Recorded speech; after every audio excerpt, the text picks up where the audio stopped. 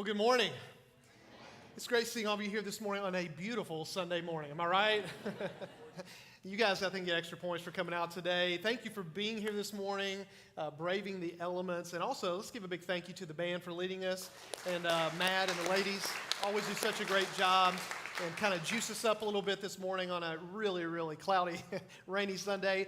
For those of you that are guests, if this is your first Sunday with us and we haven't met yet, my name is Jonathan Dunn. I'm one of the pastors here at River City, and on behalf of everyone here that calls River City their home church, we want to welcome you. Thank you for spending part of your Sunday morning with us, along with the rest of you. Welcome as well. Those of you that attend River City, thanks for being here today. I'm excited today. We're jumping into part 2 of this series, and last Sunday, if you weren't here, we began this new series I've entitled The Sweet Spot. And I started off last week by sharing with those of you that were here that I have this love-hate relationship with golf. And it seemed from both of the responses from both services that I'm not the only one, that there are many of you that can identify with this whole love-hate thing. But over this past week, as I was just thinking through that statement, the Spirit began to kind of churn in me a little bit and told me I needed to come in today, and on the front end, I needed to add a point of clarification. You see, the truth is, it's a lot more hate than it is love. If you were to just kind of ration this thing out or kind of divide it up, it's more about 90%, maybe 90% hate, and about 10% love, which explains a lot today. It explains why I rarely play this game anymore. I think the truth of the matter is, the older I get, the less I like torturing myself, okay? And golf, for me, can feel like torture. Anyone else agree with this? Any of you other golfers feel, yeah, it's torture? Yeah, some of y'all just won't admit it, but it is true. Now, for those of you that have never played golf, don't want to play golf, never plan to play golf in your life, you may think that for me to say this can be torture is a little over the top. I get that, and maybe it is. Some of you are thinking, like, really, how hard could this be? You take a stick, you whack a little white ball all over a beautiful golf course with your buddies while you ride around on a golf cart, and you just put the ball, as Happy Gilmore said, right, as they said in that movie, you send him home. Like, how hard is this? Well, if that's your thought around golf, and you think it's just that simple, you need to go play around, okay? You need to go try to just hit the ball. And the reason why I say that is because when you play golf, the way it was intended, the way it was designed, is to take the club, and in the center of the club face, there's this spot that's known as the sweet spot. And they designed the game to be played optimally, to be enjoyed at its maximum level by every single time the face of the club, the sweet spot, meeting the ball with every swing. And so this is why when you go to golf courses, or if you even go to putt-putt, you'll find all the serious golfers. They're all out there on the driving range. And what are they doing? They're spending countless hours trying to master their swing. They're trying to, with every swing, just figure out how to hit the sweet spot every single time. Now, if you hit the ball in the sweet spot, yes, the ball just comes off the club. It's effortless. There's no reverberation in the club. It's just a beautiful thing. It's a lot of fun. But if you miss, it can be funny, no doubt about it. It can be a little scary, and it can be even quite damaging. And I have evidence of that, video evidence of that. I want y'all to check this out with me. Look at this first video.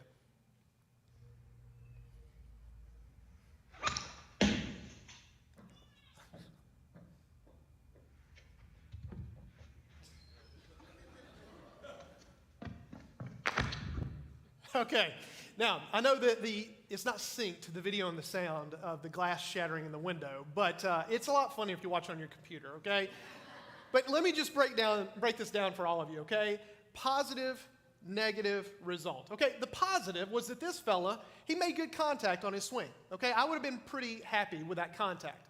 The negative is that he missed the sweet spot. He hit it a little bit low on the club, which is why the ball went under the net. Ladies, guys, if you don't play golf, it was supposed to go in the net, not under it. And the result was his mama's going to kill him because that was the one who was yelling at him when he shattered the window. Now, this here, you would say, not terrible, not great, aim the other direction. But I have another example that I think you'll find a little bit even funnier. Check this one out.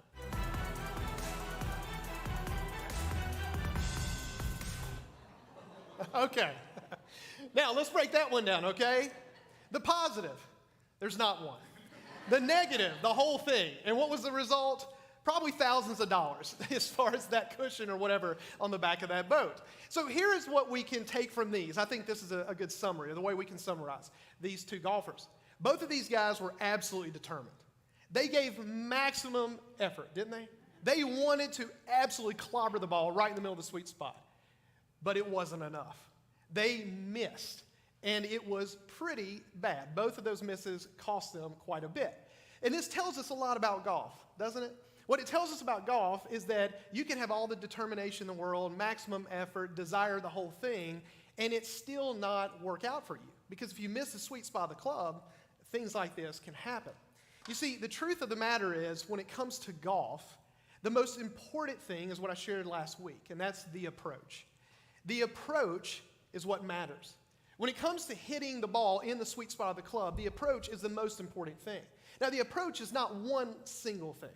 The approach are multiple variables. It's how you think as you approach the ball, how you think about that next shot, what club you choose, the grip, and how you grip the club, your distance from the ball to yourself, your stance, your backswing, your follow-through, and probably a lot of things that I'm not even aware of, so I can't even mention those. But all those things go into the swing. And so if any of those little variables are off, things like what you just witnessed happen. Things that are even far worse than that happen. And so that is why the approach matters so much. Now, if today is your first Sunday with us, if you're our guest, or if you weren't here last week and you're wondering, is this entire message series about how to play golf? The good news is no, it's not, because I know none of you really care that much about it, and plus, I would not be the guy up here teaching it. We would have someone else instructing on how to play golf. This series is really all about something that we all care a great deal about, something that's far more important to all of us. And this series is all about us living life in the sweet spot, settling into the sweet spot of life. Last week, I discussed as well as described the sweet spot as being where you find yourself in a place in life where you are fulfilled with where you are and you look to the future with great hope. That is the sweet spot of life. I want you to imagine that with me for just a moment, right where you're at. Imagine if today, in this moment, with all the things in your life, if you could say, I'm in the sweet spot. Imagine with me for a moment if you said, I'm fulfilled with where I am, right where I'm at, all the circumstances, all the things that are going on in my life, and I also look forward to the future with hope. That seems like a dream, doesn't it? Seems like a fairy tale. Well, the interesting thing is that in the scriptures, we found last Sunday, and we discovered that God desires for all of us to settle into the sweet spot of life, to settle into a place where we're fulfilled and we look toward an uncertain future with hope. And the way we discovered this is we looked at the most well-known psalm in the scriptures, Psalm chapter 23, where David wrote very creatively about himself as a sheep and God as a shepherd. And if you haven't read this psalm in a minute, just as a refresher, this is how David started that psalm. Psalm 23:1, the Lord is my shepherd. I have what I need. David then goes on through 2 through 5, and he writes other words, but he concludes with these words in verse 6. He says, only goodness and faithful love will pursue me all the days of my life, and I will dwell in the house of the Lord as long as I live. So David, in this psalm, these 6 brief but very just powerful verses, speaks to the fact of living in the sweet spot. David was stating that for him, he was in a place in life where he said, I am fully satisfied or fulfilled with where I am, and I look to an uncertain future filled with hope. He was living in the sweet spot. What I love is in the verses between the ones we just looked at, verses 2 through 5, David very creatively, by putting himself in the place of a sheep, looking to God as his shepherd, summarizes what all the scriptures tell us about life and the way it's meant to be lived in God's world. And what he describes is a life where we, as the sheep, look to our God in the heavens to lead us, provide for us, protect us, and care for us. This is the sweet spot of life. This is how life is meant to be lived out. So is it possible for us to live life in the sweet spot? Content, if you will, fulfilled with where we are, and looking forward with hope? Sure it is. But your approach matters. It's all in the approach, and it's as David described it. Now, this morning, I want for us to turn the page, if you will, to chapter 2. If you're thinking about a book, we just finished chapter 1. Let's go to chapter 2. And what I want us to look at today is another approach, because we know there's more than one approach to life, isn't there? I mean, there's probably a lot, but just at the highest level, I would argue there's really two approaches.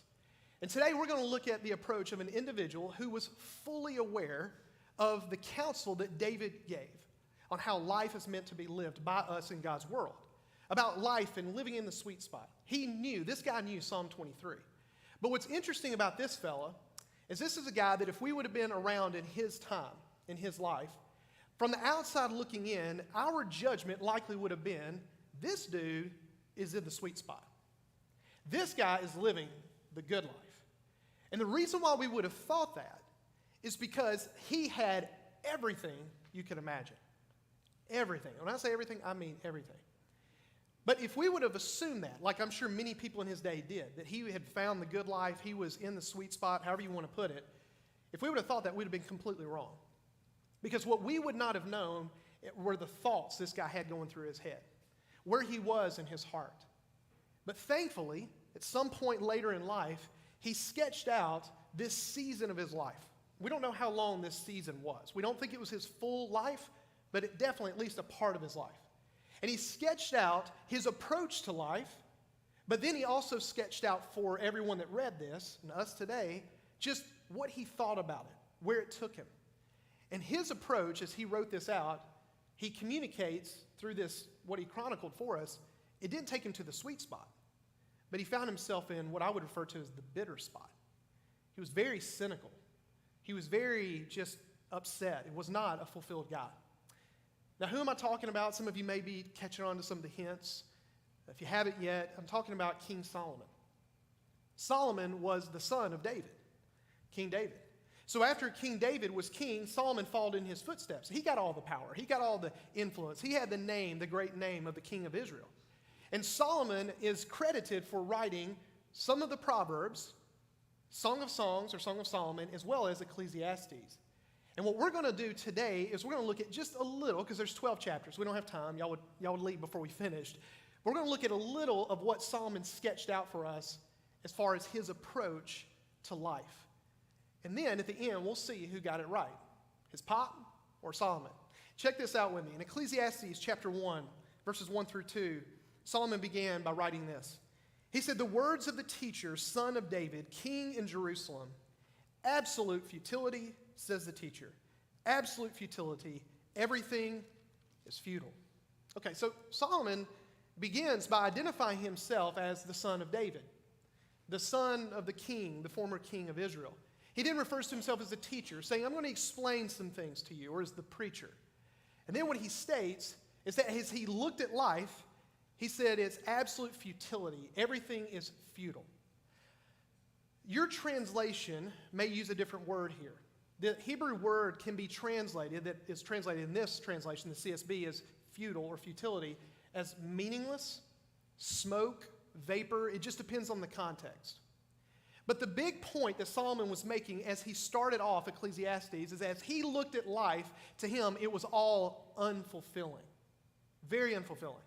Now, for the next 12 chapters and 222 verses, that's why we're not going through it all, Solomon then lays out, and there's a lot of twists and turns in this, but he lays out just wisdom, but he also talks about what he did, what his approach was like. And I want to show you what he said about his approach. It's pretty concise. Chapter 2, verse 1. This was his approach. I said to myself, go ahead, I will test you with pleasure. Enjoy what is good. So Solomon, very briefly, but it's very clear, tells us what he chose to do. That his approach in life was that whatever he believed in the world would bring pleasure to him, he was going to go for it.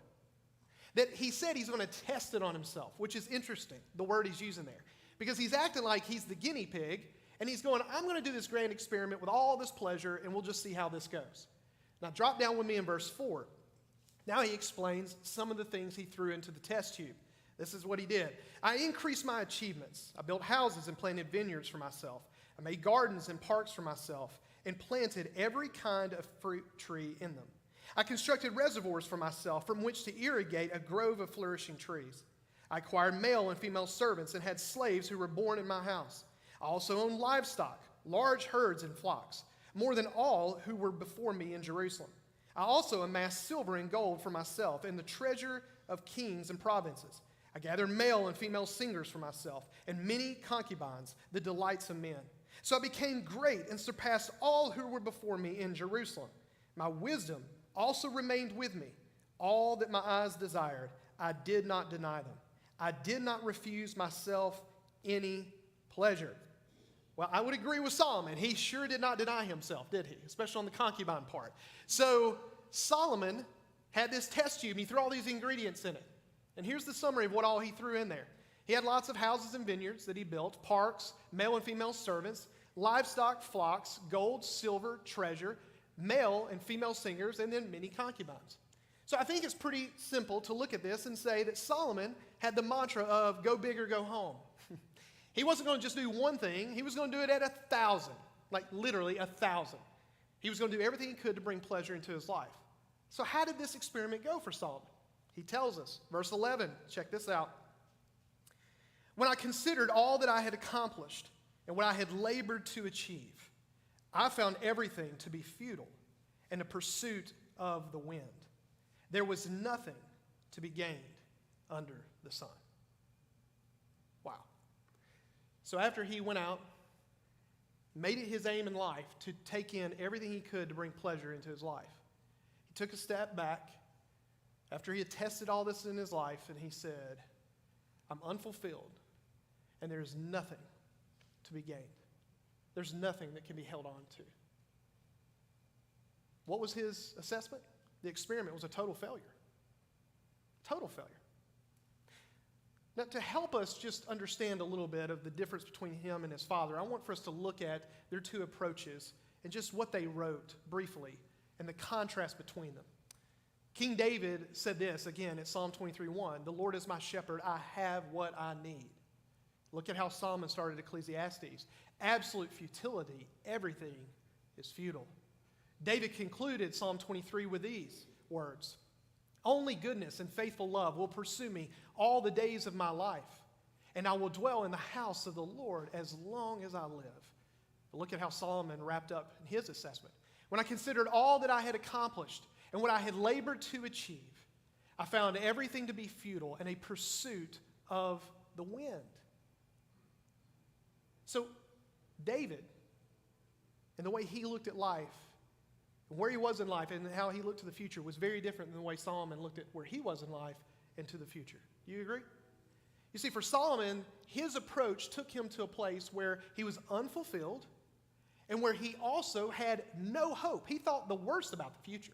Everything to him was like, oh my gosh, that's just terrible. So what was it about their approaches? What was the missing ingredient for Solomon that David had that made this much difference? Well, I'm glad you asked. I want us to look. Look at with me in verses 2 through 5 of what David wrote in Psalm chapter 23. David said, he lets me lie down in green pastures. He leads me beside quiet waters. He renews my life. He leads me along the right paths for his name's sake. Even when I go through the darkest valley, I fear no danger. For you are with me. Your rod and your staff, they comfort me. You prepare a table before me in the presence of my enemies. You anoint my head with oil. My cup overflows. Let's look at some of the statements by Solomon. I said to myself, go ahead. I will test you with pleasure. Enjoy what is good. I increased my achievements. I built houses and planted vineyards for myself. I also amassed silver and gold for myself. So I became great and surpassed all who were before me in Jerusalem. All that my eyes desired, I did not deny them. I did not refuse myself any pleasure, for I took pleasure in all my struggles. This was my reward for all of my struggles. Can you see the difference? You see, in Where's Waldo, it's pretty simple what you're looking for. And in these verses and these statements and all throughout Ecclesiastes, the question I keep asking is, Solomon, where's God? Where is God? David was very clear as he spoke about who was leading him. Solomon was very clear that he was calling the shots. That was the missing ingredient. That was the difference, and it made all the difference between both of these individuals, father and son, and where they ended up. David in the sweet spot, Solomon in the bitter spot. As I have read through Ecclesiastes over the years, and I've read it a number of times, I always feel like, and it's true, that I'm learning something or seeing something that I didn't see the time before. It's a very interesting book. Those of you who have read it, you know what I'm talking about. It's one of the most debated books in the scriptures by scholars. And there's lots of twists and turns and downs. There's not many ups in this book, to be frank about it. But this last week, as I was reading through it, there was this one thing that stood out to me about Solomon. And it stood out more than any other time I read it. And as I was checking it out, I thought to myself, Solomon, why is it that pretty much every time you talk about God, you speak of him as cold, in a cold sense, distant, like a deist, that believes that God's out there, but he's not personal, like a theist would? Why do you speak of him as, yes, he's the creator, he's the sustainer? Why do you speak of him as the judge, but not in a personal way? That's what you notice all through Ecclesiastes, for the most part, is that Solomon does not speak of God in an endearing way. He was just kind of cold and cynical. And as I began to ponder this, I believe the Spirit brought to my mind a warning that one of Jesus' closest friends and disciples wrote. His name was John. He wrote the Gospel of John, 1st, 2nd, 3rd John, as well as Revelation. And in 1 John chapter 2, verses 15 through 17, John wrote this warning. He said, "Do not love the world or the things in the world. If anyone loves the world, the love of the Father is not in him. For everything in the world, the lust of the flesh, the lust of the eyes, and the pride in one's possessions, is not from the Father, but is from the world. And the world with its lust is passing away, but the one who does the will of God remains forever." This warning here, I believe, is one that Solomon could have used back in his life. Because what John was warning about is that all of us are created by God in this world to take this love we have in us and to give it to God. But what a lot of people were doing in the day of John, on the other side of Jesus' death, burial, and resurrection, is he noticed that Christians, as well as, of course, those that didn't know Jesus or love Jesus, were taking this love and they were giving it to the world, not to God. Friends, that's exactly what Solomon did. Solomon was mismanaging his love. He took this love that is meant for God and this relationship, and unlike his father, who was giving that, not perfectly, but giving that to God, Solomon was looking to the world and giving his love to the world. He was loving all the things of the world. So he was pushing God away as he embraced the world. And this is where John is saying, do not do this. That if you love the world and the things of the world, the love of God is not in you. That's what was going on. It was mismanaged love by John. When you think about this life and the way God has designed it and the way David described it, the way it's meant to be experienced is you're to take your love and you're to go to God and you're to say, here's my life, here's my heart, I trust you like a sheep to his shepherd. And then you look to the heavens for God to lead you and provide for you and protect you and care for you. That's what David wrote about in Psalm 23. When we don't do that, then we take our love and we give it to the world. We're saying to God, no, God, I've got this. This is it. And what this tells us, when you look at what David wrote, is that the way life is meant to be experienced is in the context of this loving relationship with our God, that we experience him giving us these gifts. You see, to David, in verses 2 through 5 of Psalm 23, he's describing everything in the context of a relationship where everything that God did for him was a gift. A gift. Some of you know my wife, Melissa. Some of you don't, and I hope you meet her. She's amazing. She's not here today. Otherwise, I'd maybe bring her up here and embarrass her. But we've been married, and it would embarrass her. It really would. We've been married 24 amazing years this past week, and it's been incredible. But I will tell you, thank you. I wasn't looking for that, but thank you so much. Appreciate that. But I will tell you, though, it hasn't been without its challenges, okay? You see, my wife, how many of y'all read the book, The 5 Love Languages? Anybody? Yeah, okay. I like that book except for one of these love languages, okay? The one, gifts. Does anybody else have the love language gifts? So Melissa, one of her love languages is gifts, and mine's not, okay? I'm not a gifts person. Now, I'm thankful when people give me gifts, but I don't look at everything and immediately think, oh, this would be a great gift or something like that. But here's the thing about Melissa. Melissa, she loves nice things. Anyone else love nice things? There are just certain things that catch her attention. She just really loves. She loves beautiful flowers. She loves diamonds, no doubt. Okay, the bigger the better. Am I right, ladies? She loves the new Ford Broncos, okay? And I'm not talking about the sport one. I'm talking about the real deal Holyfield Bronco. She loves those things. She thinks those things are beautiful in and of their own right. She looks at them, she's like, man, those are amazing. But the thing about Melissa is that what she would love more than anything is for the one who she loves and who loves her to give her those things as gifts. She would absolutely love that. I mean, it's one thing for Melissa to go out and pick a flower, like a sunflower or a rose, and go, man, this is pretty. Or for her to go out and get a diamond ring, or to go out and purchase a Bronco, which she can't do that. I've already told her that. So that's one thing. But it means so much more. It would mean so much more. Let me qualify that. If I gave her flowers, or if I gave her a Bronco, it's not happening. Or if I gave her, when she watches this, it's not happening, babe. Or if I gave her a diamond, whatever. It just means more, doesn't it? And the reason for that is because this is how life really is designed. Gifts just mean more. And see, for David looked at everything in this context. That's why when God, as he wrote about, would just provide for him and protect him and cared for him and he led him, he was like, God, thank you. Thank you. And that's why he was in the place he was in. But for Solomon, on the other hand, he was just looking at everything saying, oh, that's nice, that's nice, that's nice. Concubines, that's nice. That's terrible, by the way. And so he went after all these things. And he just started bringing them into his life. And it really didn't mean much to him. It didn't satisfy him. See, I believe that if David were here today with us, and if he had the microphone here on stage and Solomon was standing here beside him, that would be kind of cool, wouldn't it? I think what David would say to us are three words that I think mean a lot in our culture today. He would just simply say, God is enough. God is enough. There's a lot of this talk today about enough, enough, enough, and we're all looking for enough. And I think David would say, God is enough. And I believe his son, Solomon, would look at us and say, yeah, he's right. Pop's right. I got that wrong.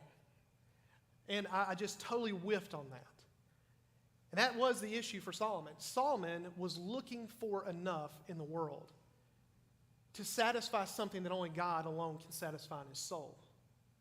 And that's that relationship with his creator and his maker.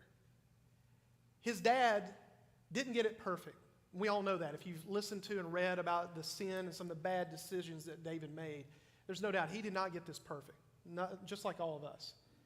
But as you read through the Psalms, you do find that David is at war with himself and seeking and wanting and praying and crying out to God, God, I want you. I want you. And that's what he would tell us, is that he found that God is enough. And Solomon would say, he was right. I should have listened to my pop. And the truth is, I need this reminder every day. I need the reminder because I tend to forget myself. I do. I forget that God is enough. And when I forget God is enough, what I begin to do is I begin to look to the world for enough. And no created being or thing will ever be enough, because it can never stack up to replace this longing in our soul for the God of heaven, who our hearts were made for. And so through that, and through what we see here with David and Solomon, the contrast between their two approaches and where it led them, I think this slide captures the choice that we all have to make every day. And the question I want to ask you is, which one represents you? On the left, you see David and what he recorded as the approach that he took, where he would say to God, God, you are enough. And in this giving his heart to God, his love to God, he experienced fulfillment and hope in his life. He was good where he was, fulfilled with where he was, and he looked to the future filled with hope, the sweet spot. But Solomon, on the other hand, he said to God, no, you're not enough, but I'm going to look to the world for enough. And when he made that decision, he pushed God away, and with God, he pushed away fulfillment and hope. Because fulfillment and hope is connected to God. You will not find fulfillment with where you are and hope for the future when you push God away, because it's all found in God. And in that vacuum, in that void, what comes rushing into your life is exactly what Solomon stated, and what we all can identify with is unfulfillment and hopelessness. So which one represents your life? The sweet spot or the bitter spot? And I want to appeal to all of you today that because what I see a lot of, and again, as I said about my own life, a lot of Christians today are living a lot like Solomon, aren't we? We sing songs, we talk about God, but oftentimes we talk about Him. We speak about the theological things, the philosophical things, the things, stats and facts, if you will, the verses that talk about God. Yeah, He's there, and He created everything and all this stuff. But we don't speak about Him in a personal way. A closeness is hollow. And yet many of us, we don't have any hope and we're unfulfilled. And what that tells us is that we're not approaching life the correct way. And so what God, I believe, in the Spirit is calling all of us to do is to repent of that. And to go to God and to say to Him, Father, you're enough for me. Here's my life, all of my life. I trust you. Will you lead me? Will you provide for me? Will you protect me? Will you care for me? The very same things that Jesus taught in His prayer that we call the Lord's Prayer today. If we live that way instead of just saying the words, but truly give our heart to God, the life that David described will be our experience. And that's what He wants to do in our lives. I've asked the band to come out and to lead us in a song. The song is Jireh, which is an amazing song talking about how we sing to God that He is enough. And before they come out and lead us, I want to just lead us into a time of reflection and prayer. Also, as they lead us right before we sing together, if you want to take communion, the tables that were at the entrances where you walked through the doors, if you didn't get one of these cups and you'd like to, in just a few minutes you can go and do that. And just in your own personal worship, you can take this in memory of Jesus. But I just want to ask you to bow your heads and close your eyes for a moment. And I just want for you to imagine those two different circles. Which one represents where you're at?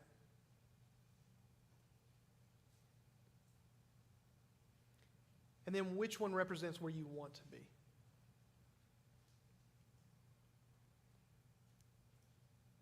And if you really want the life of fulfillment and hope, will you give your life to God? Just in your own words, right there in your seat. We just tell the Father, God, here's my life. I just want you. I want you to take care of me, to lead me. Heavenly Father, we thank you for your patience with all of us.